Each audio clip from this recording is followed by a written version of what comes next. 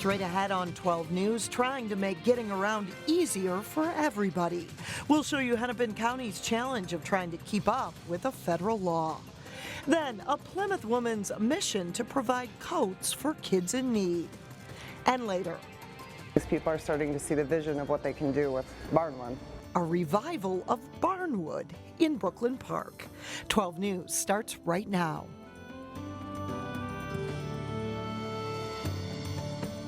Thanks for joining us. We begin with a Brooklyn Park City Council race that is heating up. On Tuesday, we told you about an election complaint filed against candidate Susan Pah, accusing her of breaking state election laws. The complaint was filed by former Brooklyn Park Council member Dean Heng. Pah is accused of, among other things, buying pizzas for voters in her district during National Night Out. Pah later released a statement denying wrongdoing and accusing her opponent, Amy Hansen, of creating falsehoods. The statement says, quote, Amy Hansen's campaign from the beginning has put all their energy and focus on creating false and fabricated things to say about me and our campaign. Attacking me and our campaign is their strategy for winning this city council election instead of meeting and talking to residents. Well, we then reached out to Amy Hansen, who released a statement saying that she is aware of the complaint filed by former council member Heng. Hansen writes, Mr. Heng has filed the complaint as a concerned citizen of the West District and is not part of my campaign. Hansen goes on to write, my campaign consists of myself and my treasurer. While I have heard comments regarding Ms. Pah's campaign spending, lack of involvement in our city, and party affiliations, they have come from concerned citizens. They have not come from myself or my campaign. Well, you can see both candidates' entire written responses on our website, 12.tv. By the way, Pah won the primary with 52% of the vote. Hansen finished second with 20%. Minneapolis police are investigating an accident that involved a Plymouth Metrolink bus and two other vehicles. It happened after 8 this Wednesday morning at 12th Street South and Harmon Place in Minneapolis. Police say all 3 drivers were transported to a local hospital with non-life-threatening injuries. Several other people on the bus had minor injuries. Police say a car first hit the bus and then the bus hit a postal service vehicle. Walking or riding your bike safely isn't always easy without access to trails and sidewalks. But imagine trying to get around if you're blind or have to use a wheelchair. As Delane Cleveland reports, county officials are working to make getting around easier for everybody. A beautiful fall day brings people outdoors. Yet most Twin Cities residents probably don't pay close attention to the condition of the sidewalks when they're out and about.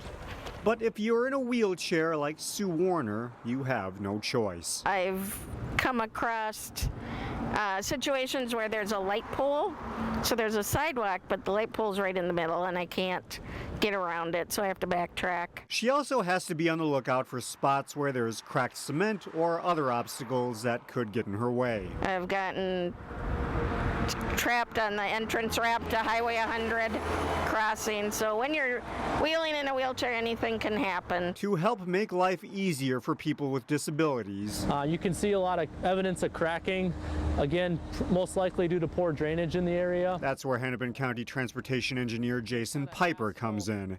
It's his goal to get the county's pedestrian ramps up to the standards of the Americans with Disabilities Act. So how many of those do we have? We found out we have about 13,000 of them, and about half of them are up to today's standards. So we still have a fair amount of work to do. That work includes everything from making sure wheelchair users can reach the push buttons near crosswalks. We want to have it at the proper height. Wheelchairs are at a lower height than able-bodied pedestrians. Creating sidewalks that don't have too steep of a slope toward the street, and removing all sidewalk obstacles such as poles, fire hydrants, and signs. We've started in the Minneapolis Robbinsdale border and we're making our way northwest. That's good news for Warner, who looks forward to the day when they get around to improving the intersections where she travels most. It looks like they've really done their homework and gone block by block and really targeted areas that need the work, so I'm happy. In Crystal, Delane Cleveland, 12 News. Hennepin County officials say they have $1 million in their budget, which allows them to get to about 200 intersections throughout the course of a year. They say it will take about 20 years to reach full compliance. A unique program is helping Brooklyn Center students and local police get to know each other better. Wow, you should come with us. It's gonna be so delicious. A program called Project X uses art as a means to spark conversation. Students from Brooklyn Center Secondary Arts and IB World School and officers attend after-school events like the one you see right here by Hamline University theater group WAVE. The idea is for the police to work with a small group of young people to develop some sort of artistic expression of the current state of police relations in our community and where they see it going and where it could go possibly. Just young people knowing police officers other than just an enforcement opportunity gives an openness, and I think that's what these officers are willing to do. They're willing to come out, share some of their stories, share some of their interactions with young people, and be creative. At least 8 officers are participating in the 6-week program, and on December 13th, the grand finale will be held where officers and students will show off their art project. Well, before you know it, Old Man Winter will be at our front doorstep. Unfortunately, many children don't have adequate winter gear to protect them from a harsh winter. However, a Plymouth woman is teaming up with her good friend to change that. Here's Sonia Goins. And so far we have 1, 2. This upstairs family room has been temporarily changed into a makeshift warehouse. Is this a boy, do you think? For a nonprofit called Coated in Love. We found out that the 3rd highest need in Minnesota is for kids' coats. Daniel Igbanagu of Plymouth. You know, it gets bigger every year. And her friend Val Gilbert started the group 7 years ago to help keep Minnesota children warm in the winter. We are known as the coat ladies because in the beginning of the first 2 years, we were like, hey, do you have coats? Do you have coats? Yeah, we're looking for about 200 more winter coats. For months, the coat ladies have been buying winter gear. We go from newborn to 17. Okay, so this one must have a price tag somewhere. They use some of their own money. Family and friends also chip in. Now we have a couple donors behind us that we're getting larger donations, so we're able to shop for more and more coats. Should we just leave it in this pile? Val and Danielle have their work cut out for them. This year we are going to the Pillsbury Weight House in South Minneapolis, and they have a huge need, and they said they needed at least 500 coats. The coats are sorted by size. Then they're tagged with a special message. On the back is a Bible verse, and it's do everything in love, 1 Corinthians 16:14. Val and Danielle say providing coats to children who would otherwise might do without. God used us to do this. Warms their hearts. The parents are really appreciative of what we're doing. Children are near and dear to our hearts, and so it makes us happy to be able to do this. Sonia Goins, 12 News. Coated in Love is also giving children school supplies when they pick out a coat. And if you'd like to donate a coat, you can drop it off at Parkers Lake Baptist Church in Plymouth. They're taking donations until October 24th. Well, coming up, a Brooklyn Park business turned something old into something trendy. And later in sports, the Champlin Park boys soccer team wins its 2nd game in 2 days. We'll have the highlights. But first, early sun and then more rain on Thursday.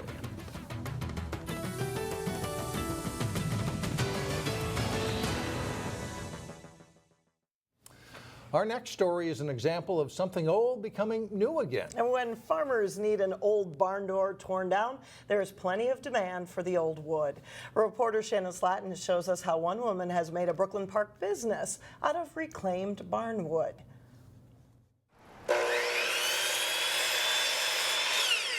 I grew up on a farm, and my grandfather and I woodworked all the time. 20 years ago, he got offered money for his barn because they were reclaiming wood way back then. And ever since then, I just thought that would be the coolest business ever. Finally, I just jumped the gun and did it. Rhonda Engel knows that to create something unique, you have to begin with character. To me, the history of barns is incredible. You think about all the sunsets and sunrises that these barns saw and the history that they carry. And she's not alone. We carry just different odd and end pieces. To me, it's like a big adult treasure hunt of what we're gonna find in a barn. Barnwood is a hot trend fueled by decorators, DIYers, and television shows. It just has gone to a whole nother level with barnwood builders, fixer-upper, Pinterest. So Rhonda started taking down barns, board by board, and in January opened Rustic Revival Barnwood in Brooklyn Park. Over here, actually fence boards. Gray Barnwood is very sought after because it's really difficult to find.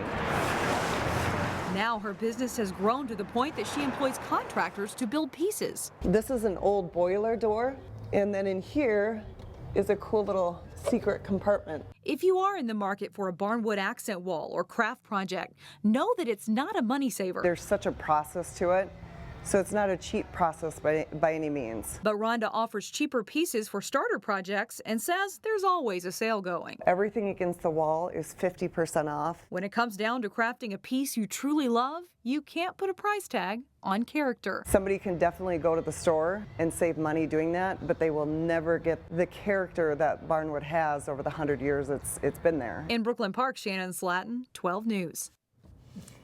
Coming up, an attempt to get more students to walk or ride their bikes to school. But first, we'll check with the Champlin Park football team as the Rebels prepare to play the state's top-ranked team. John Jacobson is in next.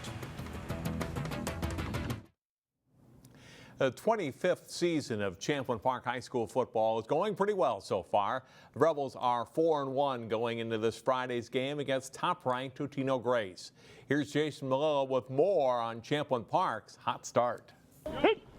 Following a disappointing Week 1 loss, Champlin Park has checked off 4 straight wins.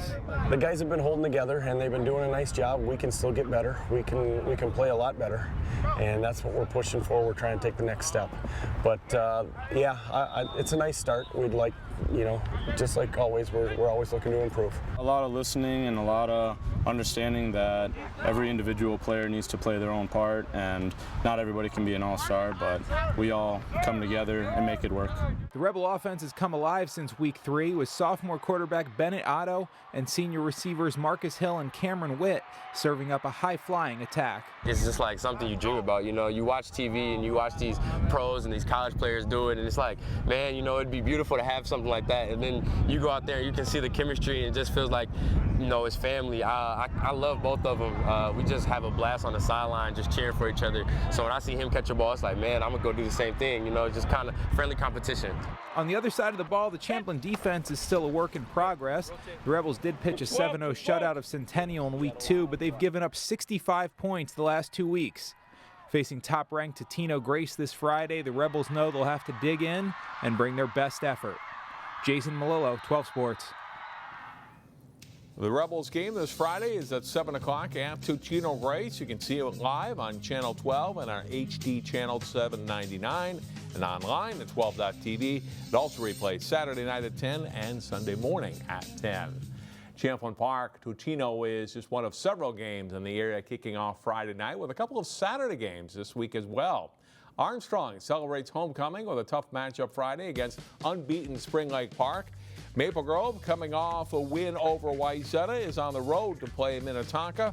Also, Park Center is at Benilde St. Margaret's. Wayzata plays at Hopkins. Undefeated Cooper travels to Nicollet Island to face De La Salle. Providence Academy also heads to Minneapolis. The Lions are at Minneapolis South. Brooklyn Center is on the road. They play at St. Anthony.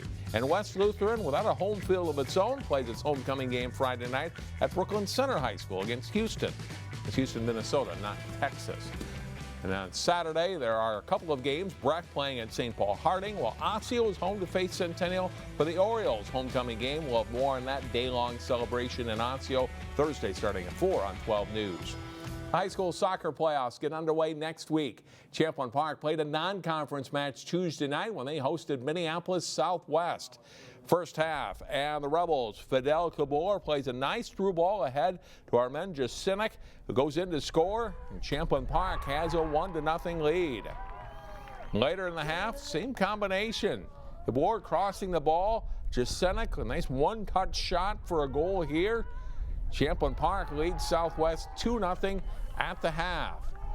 In the second half, off a throw-in, it's Jack Snee putting the ball out front of the Lakers' goal, and then it's Jacenik right there tapping it home for his third goal of the match. Rebels add one more late. They win 4-0.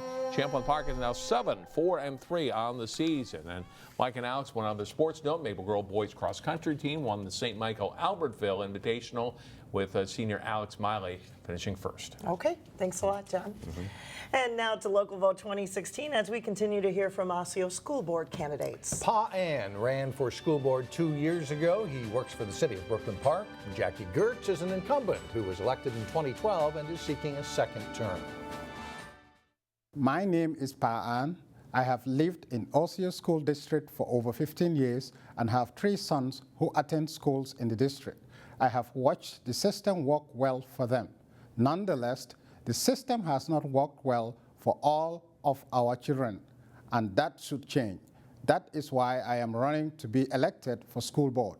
I have the skill set and collaborative leadership experience needed for that change.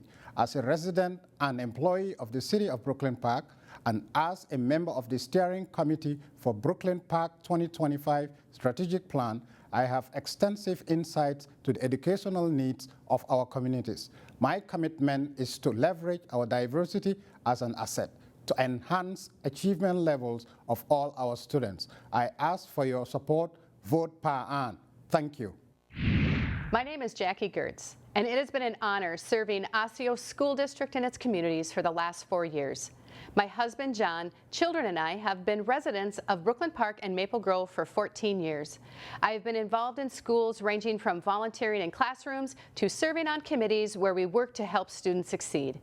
I have enjoyed working with students, staff, and community members of Osseo area schools, and I would like to continue serving and supporting them by being re-elected to the school board. Priorities for me include student and staff safety, spending our taxpayer dollars responsibly, supporting equitable student achievement, and creating an atmosphere of unity and trust. I believe this type of environment will prepare each student with the confidence, courage, and competence to achieve their dreams, contribute to community, and engage in a lifetime of learning. I respectfully ask for your vote on November 8th. Still to come, why students chose to walk or bike to school today. And we will be right back. But despite the rainy start today, hundreds of students still walked or biked to school as part of National Walk to School Day. Good morning, ladies. Congratulations for walking to school today. In Brooklyn Center, students who walked or rode their bikes to school received a bag of gifts. Organizers say it's the kind of exercise that can help get the brain working early in the morning. It's really important. It focuses on overall student wellness and physical activity, really promoting movement, because the body movement gets the brain moving in the morning. Walkers used stickers to vote why they walked, and it was a pretty even matchup between the two choices: time to talk with friends or a chance to get in a little physical activity. Nice. Could have been a little nicer morning, it sounds like, for them. I think a lot of those kids walk to school anyway. every day. Yeah, that's great. That does it for us. Thanks for joining us. See you again on Thursday.